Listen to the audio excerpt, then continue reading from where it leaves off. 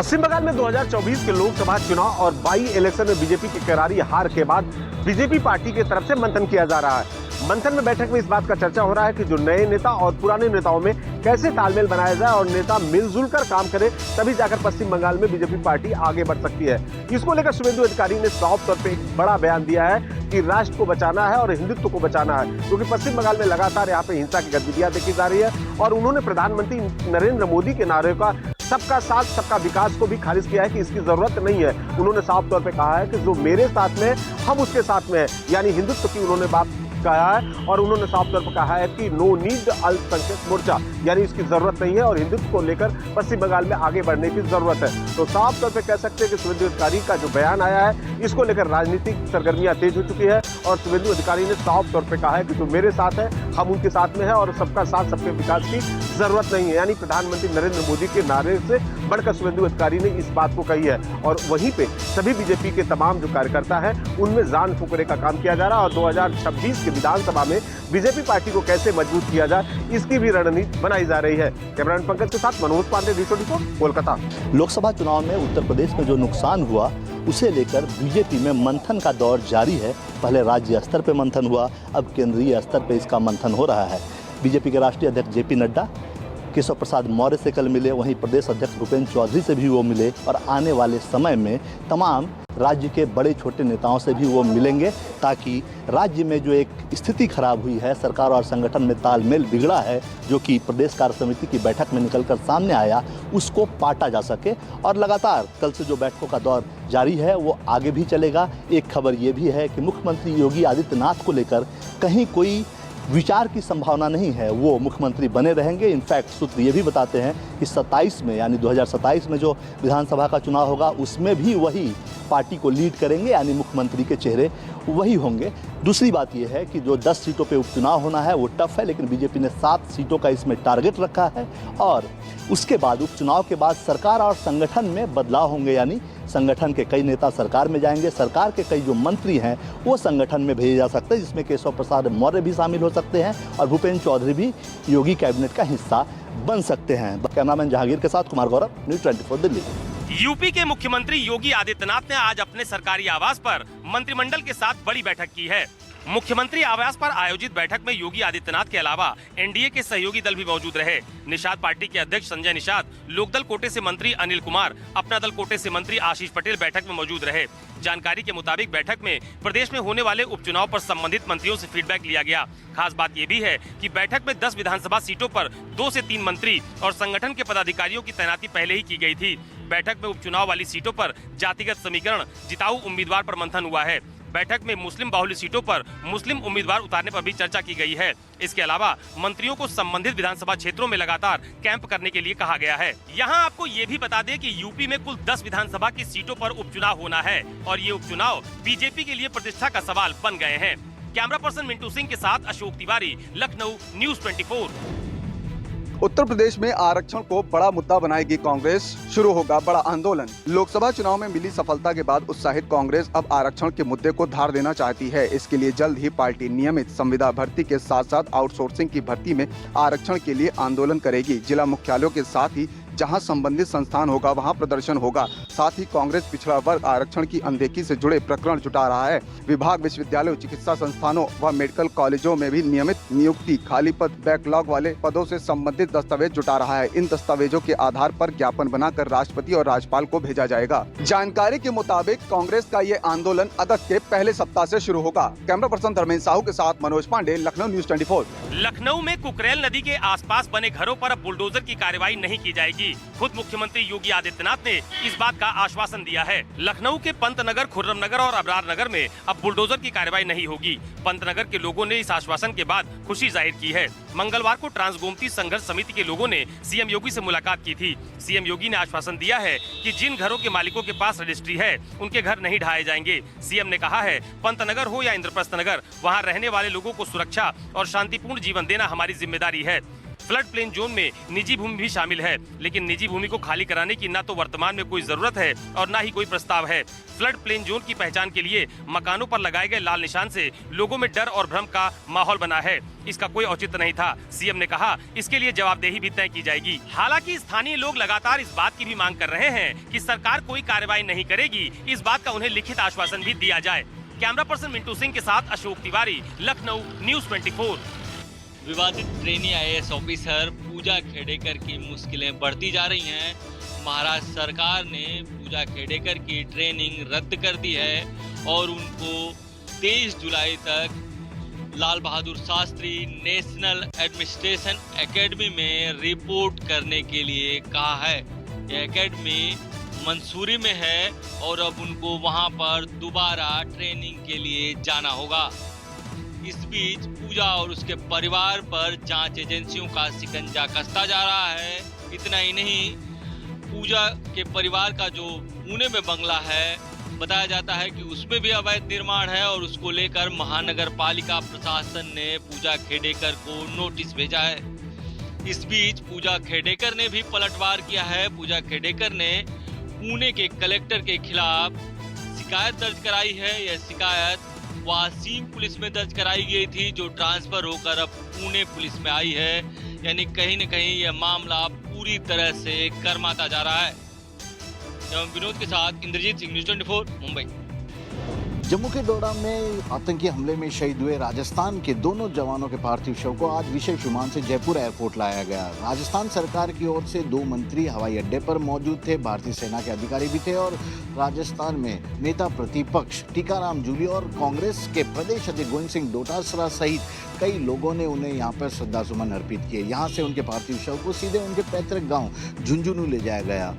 शहीद अजय नरुका और विजेंद्र ने 3 साल पहले ही भारतीय सेना में शामिल हुए थे और जम्मू कश्मीर के डोडा में एक खास ऑपरेशन के लिए उन्हें नियुक्त किया गया था। खास बात यह है कि इसी हफ्ते ये दोनों राजस्थान अपने परिवार से मिलने आने वाले थे, लेकिन इनकी छुट्टियों को अचानक जम्मू में बढ़ती आतंकी गतिविधियों के चलते रद्द कर दिया गया और जब इन्हें ऑपरेशन में लगाया गया तो उसी ऑपरेशन के दौरान ये शहीद भी हुए।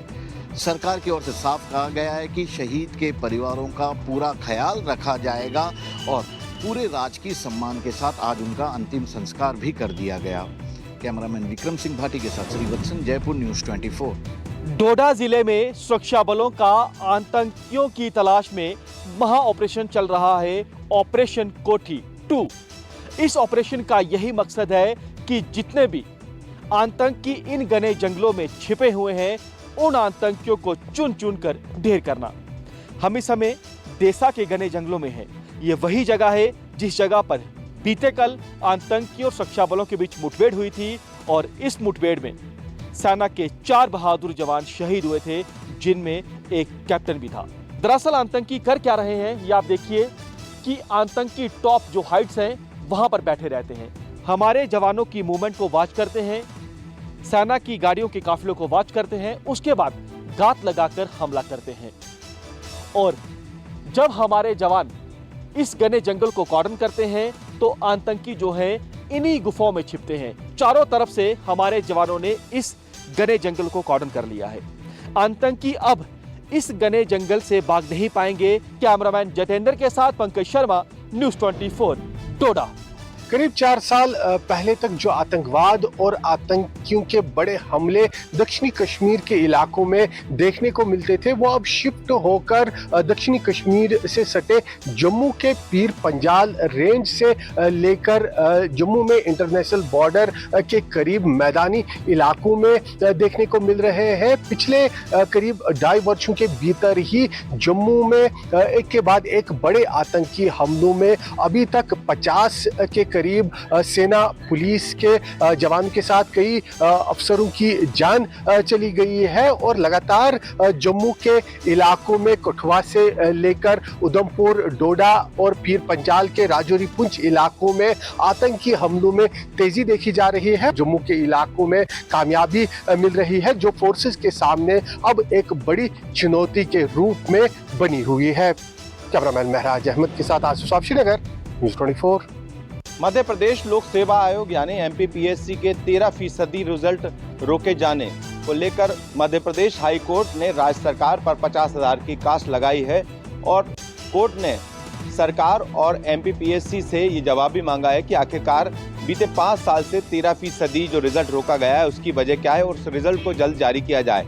जब कमलनाथ की सरकार के दौरान 14% OBC आरक्षण को बढ़ाकर 27% कर दिया गया था और जिसके बाद हाईकोर्ट में इस पर स्टे भी लगा दिया गया था और फिर जब रिजल्ट था जो MPPSC का उसका रिजल्ट का जारी होना था जिसमें आरक्षण की बात कही गई थी, लेकिन वो रिजल्ट दरअसल एक फार्मूले के तहत राज्य सरकार ने तैयार किया जिसमें 87 और 13 का फार्मूला तैयार किया गया, जिसमें 87% जो रिजल्ट है MPPSC का वो तो जारी कर दिया गया, उसमें 14% OBC आरक्षण के तहत ये रिजल्ट जारी किया गया था, लेकिन बाकी जो 13% रिजल्ट है वो होल्ड कर दिया गया। हाईकोर्ट ने इस पूरे मामले में अब कड़ा एक्शन लेते हुए जल्द से जल्द 13% जो रिजल्ट रुका हुआ है उसे जारी करने के भी आदेश दिए गए हैं। कैमरा पर्सन कमलेश व्यास के साथ विपिन श्रीवास्तव, न्यूज़ 24 मध्य प्रदेश। साल 2019 के विधानसभा चुनाव से पहले शरद पवार का साथ छोड़कर उनके कुछ सहयोगी अलग अलग पार्टियों में गए थे। अब वही सहयोगी शरद पवार से संपर्क बनाने में जुटे हुए हैं।